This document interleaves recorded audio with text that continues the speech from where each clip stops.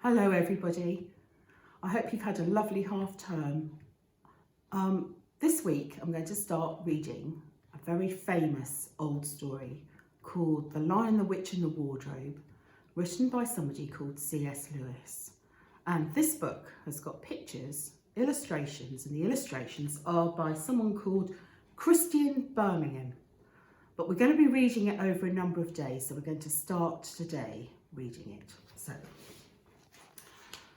the word I'd like you to look out for today, in today's story, is the word pleasant.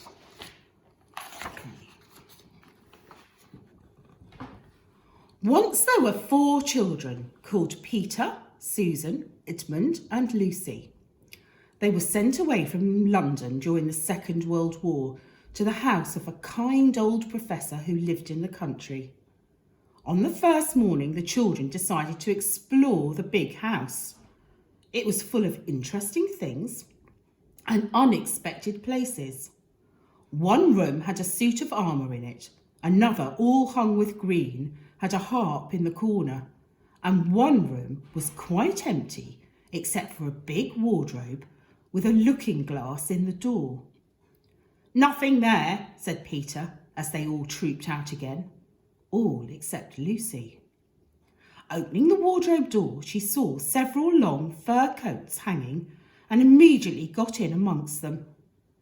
As she went further in, she noticed to her surprise that the soft furs began to feel rough and prickly, just like the brambles of trees.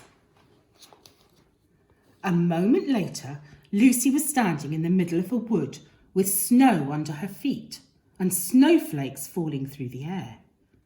Lucy felt a little frightened, but very excited too. Ahead of her, between the dark tree trunks, a light was shining. She walked towards it, crunch, crunch, over the snow. It was a lamp-post. As Lucy stood wondering why there was a lamp-post in the middle of a wood, she heard the pitter-patter of feet, and then a very strange person stepped out from among the trees. From the waist upwards, he was like a man, but his legs were shaped like a goat's. He had a pleasant little face and curly hair, out of which stuck 2 horns. He was a fawn. When he saw Lucy, he gave a start of surprise. "Good evening," said Lucy. "Good evening," said the fawn.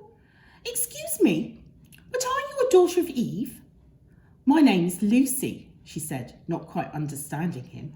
"But, forgive me, are you what they call a girl?"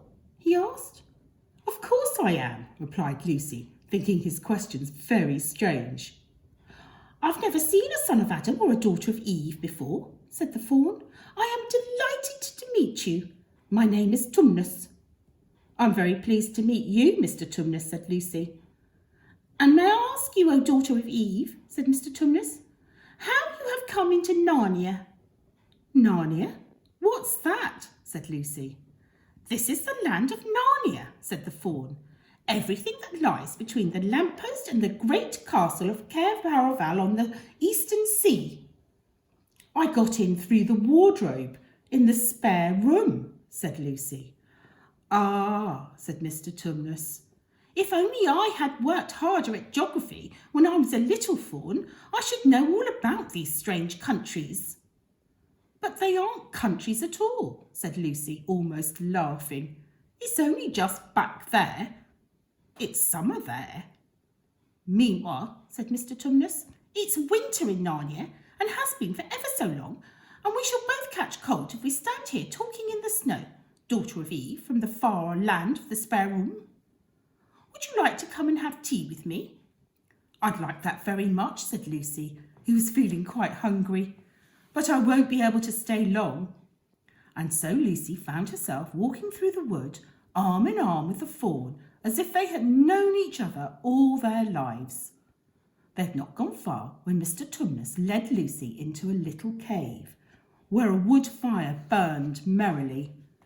Lucy thought she'd never been in a nicer place. For tea, there was a nice brown egg each, sardines on toast, toast with honey, and finally a sugar-topped cake.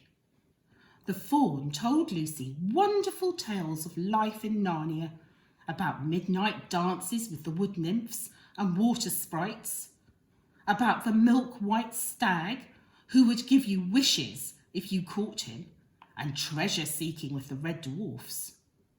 Then he took up a little flute and played a tune that made Lucy want to cry and laugh and dance all at the same time. Finally, she said, "Oh, Mr. Tumnus, I'm sorry to stop you, but I really must go home."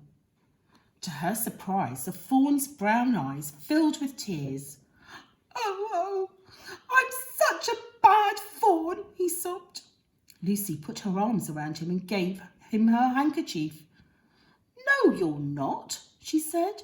"You are the nicest fawn I've ever met. But what have you done?" "I'm in the pay of the White Witch," Mr. Tumnus wept. "It is she that has Narnia under her thumb and makes it always winter, and never Christmas. Think of that." "How awful," said Lucy. "But what does she pay you for?" "That's the worst of it," said Mr. Tumnus with a groan. "I had orders from her that if I ever saw a son of Adam or a daughter of Eve, I was to catch them and hand them over to her." "Oh, but you won't, will you, Mr. Tumnus?" said Lucy anxiously. "If I don't," he replied, "she'll wave her wand, turn me into stone, so that I will be a statue in her horrible house." "I'm very sorry, Mr. Tumnus," said Lucy, "but please let me go home." "Of course I will," said the fawn. "I can't give you up to the witch, not now that I know you. But we must be off at once. The whole wood is full of her spies." So they hurried through the darkness back to the lamppost.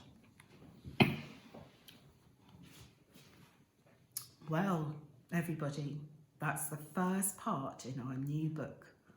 So we look forward to reading the next part tomorrow. Bye.